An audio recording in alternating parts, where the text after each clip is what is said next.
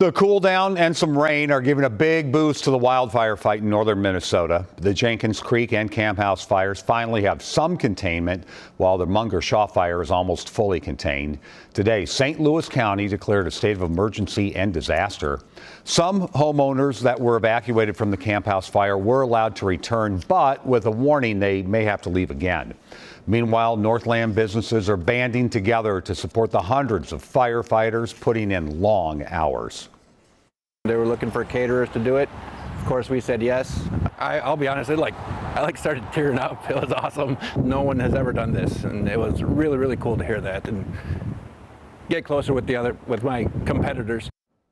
Oh, those so-called competitors are now joining forces to help feed folks. One market has delivered more than 750 box lunches, while a barbecue restaurant has served 300 firefighters. You can track the wildfires up north by using the interactive maps on our website. We have also posted ways to help the community on WCCO.com.